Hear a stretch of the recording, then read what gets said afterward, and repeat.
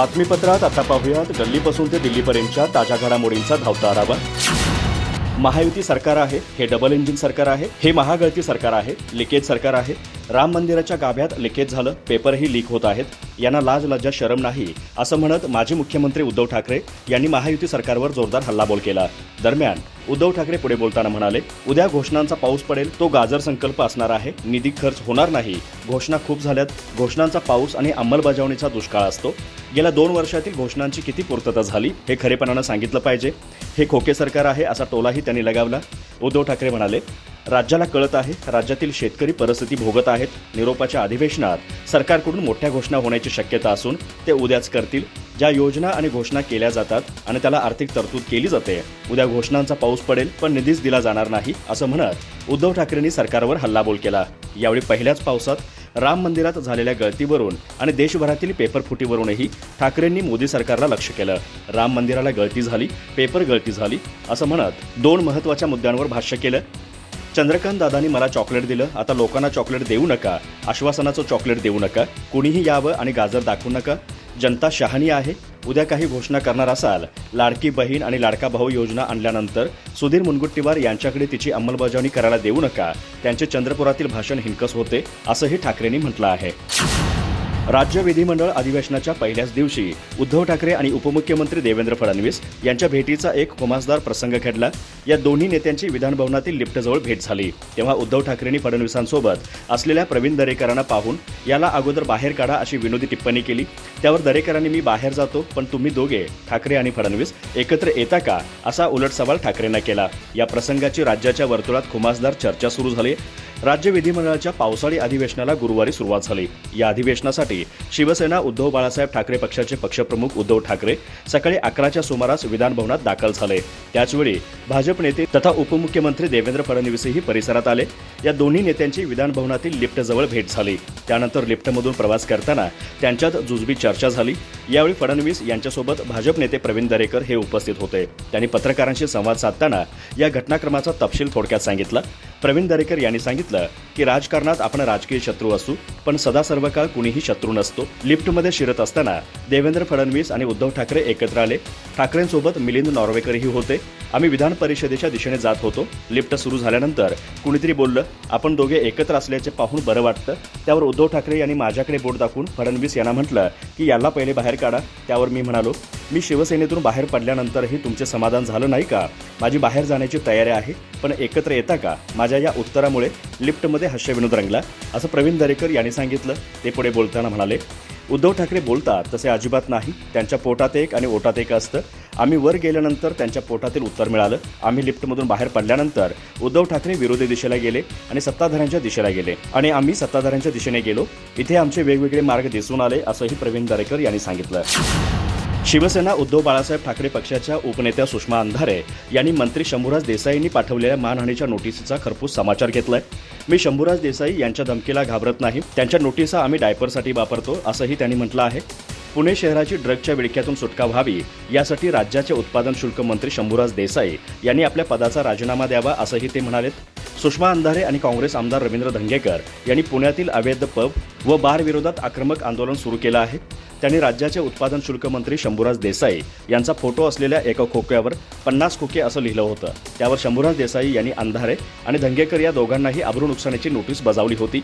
ही notice मिळाल्यानंतर सुषमा अंधारे आपण अशा नोटीसला कोणतीही भीक घालत नसल्याचं स्पष्ट केलं। सुषमा अंधारे म्हणाल्या, पुण्याला विद्येचं माहेरघर म्हटलं जातं पण आता याच पुण्यात कायदा आणि सुव्यवस्थेचा बोजवारा उडाला आहे। पुण्यात केवळ 23 अधिकृत पब आणि बार आहेत, मग शहरात 100 बार कुणाच्या आशीर्वादाने चालतात हे आम्हाला माहीत आहे। आम्ही शंभूराज देसाई यांच्या धमकीला घाबरत नाही, त्यांच्या नोटिसा आम्ही डायपर म्हणून वापरू। ते कोणत्या तोंडाने आम्हाला नोटिसा पाठवत आहेत, त्यांना नोटीस पाठवता येते, मग कारवाई का करता येत नाही? त्यांचे राज्य उत्पादन शुल्क विभागातील अधिकाऱ्यांशी लागेबंदे आहेत असंही सुषमा अंधारे यांनी म्हटलं आहे। महाविकास आघाडीने मुख्यमंत्री पदाचा उमेदवार घोषित केला पाहिजे, कारण जनता बिनचेहऱ्याची माविया स्वीकारणार नाही अशी भीती उद्धव ठाकरे गटाचे खासदार संजय राऊत यांनी व्यक्त केली। या माध्यमातून संजय राऊत यांनी थेट मुख्यमंत्री पदासाठी उद्धव ठाकरे यांचे नाव पुढे केले आहे।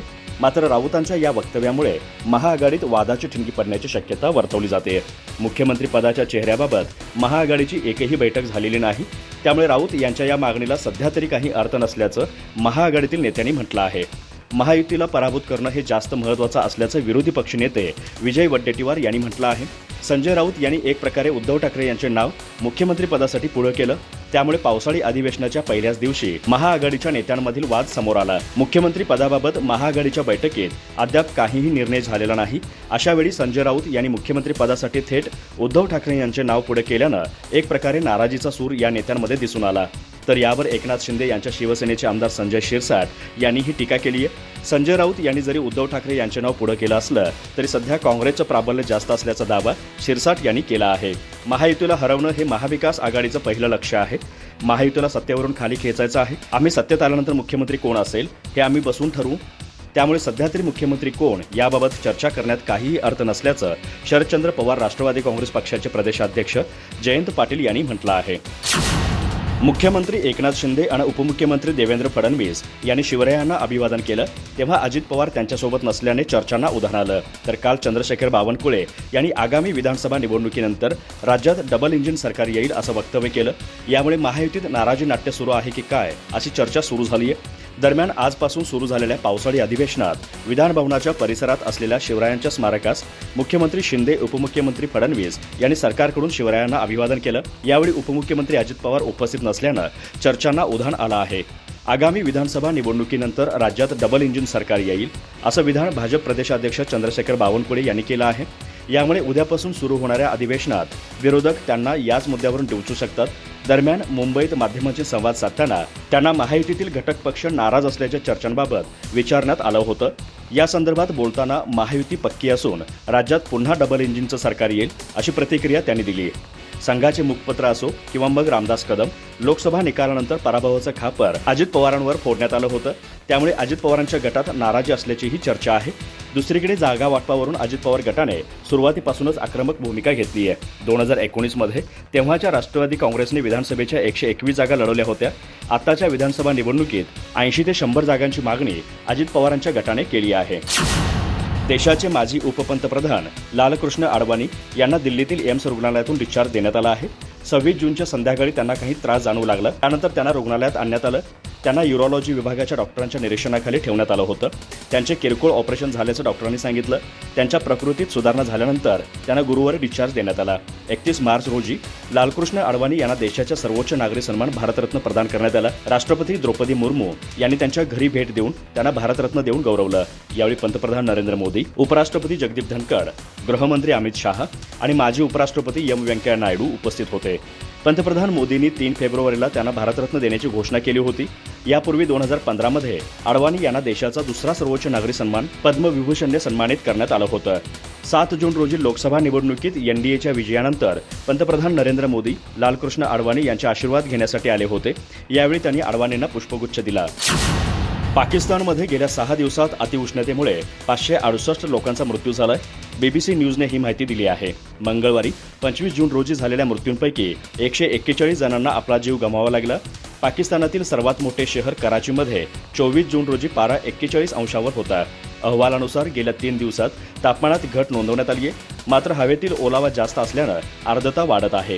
यामुळे 40 अंश तापमान 49 अंशांसारखं असल्यासारखं वाटतं. गेल्या 4 दिवसात उष्माघातामुळे 267 लोकांना कराची सिव्हिल हॉस्पिटलमध्ये दाखल करण्यात आलं. ईदी फाउंडेशन या पाकिस्तानी स्वयंसेवी संस्थेचे प्रमुख फैसल यांनी सांगितलं की ते कराचीमध्ये 4 शवागारे चालवत आहेत. परंतु परिस्थिती अशी आहे की मृतदेह ठेवण्यासाठी शवागारांमध्ये जागा उरलेली नाही. येथे दररोज 30 ते 35 मृतदेह येत आहेत.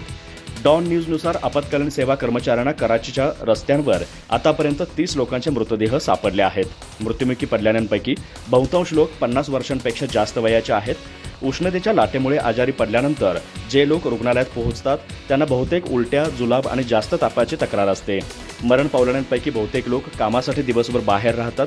प्रशासनाने लोकांना जास्त पाणी पिण्याचा आणि हलके कपडे घालण्याचा सल्ला दिला आहे. गेल्या महिन्यात कराचीमध्ये 52 अंश सेल्सिअस तापमानाची नोंद झाली होती. हा या वर्षातील आतापर्यंत सर्वात उष्ण दिवस होता.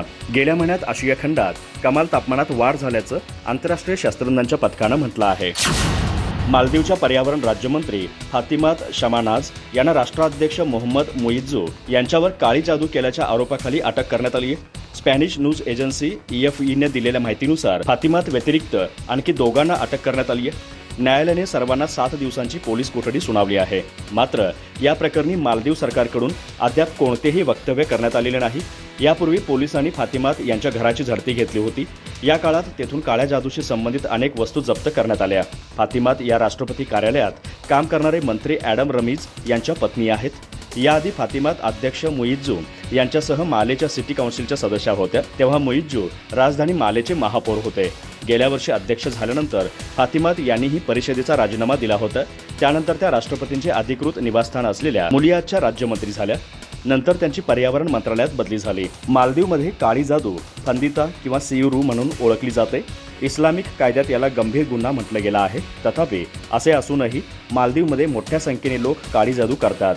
गेल्या महिन्यात पोलिसांनी मुइज्जूंच्या पक्षाच्या नेत्यांवर काळी जादू केल्याबद्दल एका 60 वर्षीय व्यक्तीला अटक केली होती.